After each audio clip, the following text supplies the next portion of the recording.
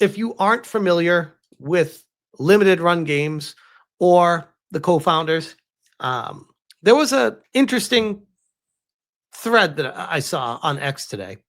But I wanted to bring this up first just to give people a quick overview of who we're going to be talking about. This is Douglas Bogart. He's one of the co-founders of Limited Run Games. And 2 years ago, he left Limited Run Games as a founder. He apparently had a parting of ways. I'm not going to get into the details of it because, to be honest, I'm not sure of the specifics of the drama behind the scenes with it. But suffice it to say, as far as I understand, Josh Fairhurst, the other founder of Limited Run Games, is still at LRG, but Doug Bogart left. And there was a lot of drama with Limited Run Games a couple of years ago when they fired an employee for like a 10-year-old tweet. Cara, the hell is her last name? Cara something. Cara Lynn. Thank you, Hypnotic. Cara Lynn. And Cara was out of a job because they just listened to this weirdo person that saw this 10-year-old tweet. The tweet wasn't even that bad. I think it was like she gave a political stance. It was something like that. And the person took offense to it. And she got let go. And then that was back when, right after that, I think Doug left as well. There was some drama that happened. But Limited Run Games is a company that makes physical games. And we all know the direction that the game industry has been headed lately. And especially with the Nintendo Switch 2 and game key cards and stuff like that. We'll just say the world is not long for physical games anymore. The future is bleak. And I saw this just like an hour and a half ago. And I follow him. He follows me. And he has a private account, but I can share a private account. It's still a public tweet, right? And there's nothing bad about this, by the way. He says, I hate that I feel like we had a hand in destroying physical media instead of trying to save it. Hear me out. We started with indies. That's good. But then we started actively fighting people like Konami's own sales team to do physical games. He continues, he says, we literally outbid a company on their own company's team. Same with Sega. You have companies who can do this themselves now, going for a safer option that is more limited and harder to get when it should have been widely available. Almost like these game companies don't care about making physical games because that's gravy to them. They'd rather sell it digitally because they can make more money. And then if companies are bidding to be the producer of the physical game, then they can use that as additional income to supplement the physical version of it. Now you have more and more companies doing either digital only or going with some limited company. We helped preserve some stuff, sure, but ultimately we helped push an industry into a direction we were supposedly fighting for, all for the money. Now, I will say, before I go further on this, I think he's blaming himself and taking too much credit for the downfall of physical on Limited Run Games. I think that this was an inevitable direction for the game industry. And I could almost argue that maybe they didn't even speed it up. I mean, maybe by default they were there, they sped it up. But if Limited Run Games didn't exist, something else would have shown up and done the same thing anyways. It was just the natural evolution of the industry and the greed being pushed. The game companies do not want physical copies of these games. They want to make as much money as possible.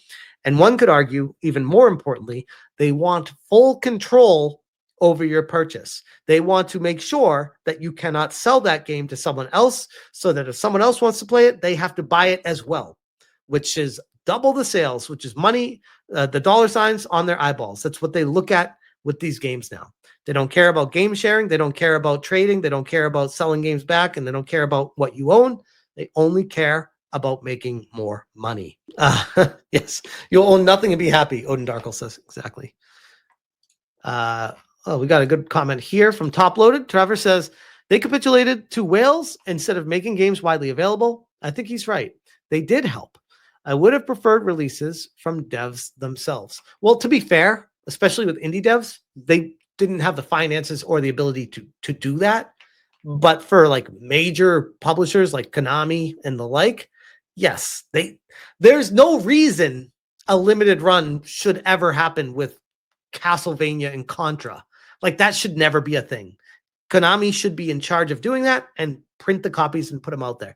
It literally made no sense for limited run games to bid for these deals, make limited copies, and then sign a deal with Best Buy exclusively to then sell their physical copies in stores at Best Buy.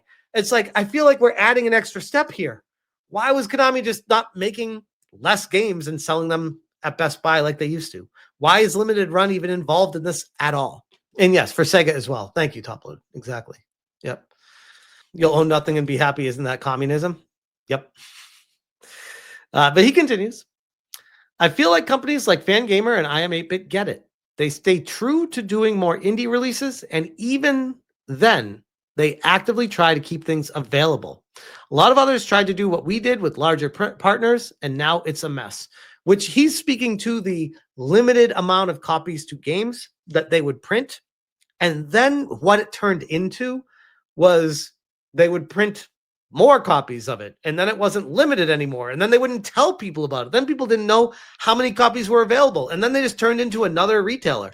It wasn't limited at all. The whole point of limited run games was to make a small print run for the hardcore fans out there. And once something becomes collectible and unique and desirable, then everybody wants it. So the great irony with limited run games was they created an item for a niche audience. And when people saw that the niche audience was buying that and realized that these are things that will be worth something in the future, everyone started pouring into it. And then limited run started making more games because they're in business to make money, not make less copies of games. So they wanted to make even more games. And then it wasn't limited anymore. He ends it with, sorry for the rant. Just annoyed with the current state of the gaming industry. I feel like Xbox 360, PS3 era were the last real golden age before everything became digital, focused, and limited, which I agree with completely. At least back then, it was still a solid mix. Which, fun fact, by the way, for those that don't know, when I worked at Sony Online Entertainment as a game tester, the first game that I tested and worked on for like 4 or 5 months, maybe 6 months. It was a while. The name of the game was called Cash Guns Chaos, which was basically a reimagining of Smash TV, which, yes, that's how the channel got the name Smash JT, is because I wanted to relate it to one of the games I used to test. And that game has the, I guess the only thing to remember the game by right now is it was the first downloadable title on the PlayStation 3. It launched when the PlayStation 3 launched. So I had a PlayStation 3 console at my desk or at my cubicle, whatever, at work before the PlayStation 3 was available in stores. And thank you. Reputation. That's the word I was looking for. Gamers Republic. Dubious honor. That's another good one. Yes, it has the dubious honor of being the first distinction. That's the word I was looking for. Distinction. Thank you. It has the distinction of being the first downloadable title on the PlayStation 3.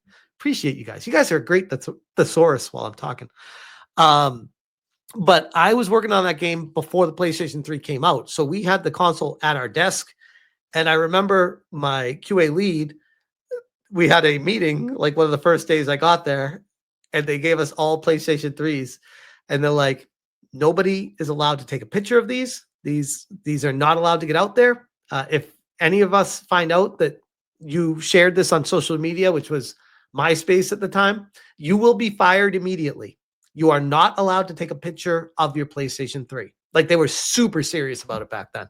It was crazy. And it was the same PlayStation 3. The dev unit was the same as the piano version of the PlayStation 3, like the gigantic one. And it was a beast. It was a beast of a system. And yeah, it was the first downloadable title. And back then, I never really thought much of it because back then we were just like, Yeah, smaller indie style games. Even though Sony Online Entertainment was a bigger company, they wanted to throw their hat in the ring of a smaller downloadable title and test out that market. And back then we thought nothing of it. And now looking back, I'm like, oh, I get it. I see exactly how it progressed to where we are right now. And following the same trajectory that we're at right now, I can see physical completely going away by the next generation after the Switch 2, which is not great, But there will always be someone to fill that gap. There will always be a retrocade or a smaller company to make a device that uses physical cartridges or physical games or physical discs. That will always be a market. But the big three know where the money's at right now, and it's not physical.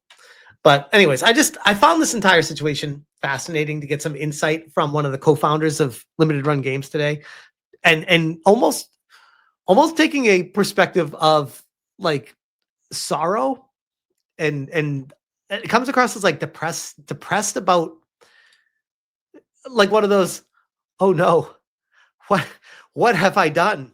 I became the very thing we were fighting against. Like that's what this reads as.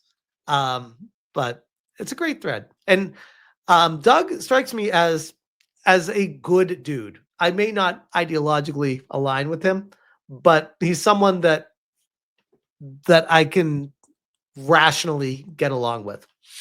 But anyways, I'll leave that there.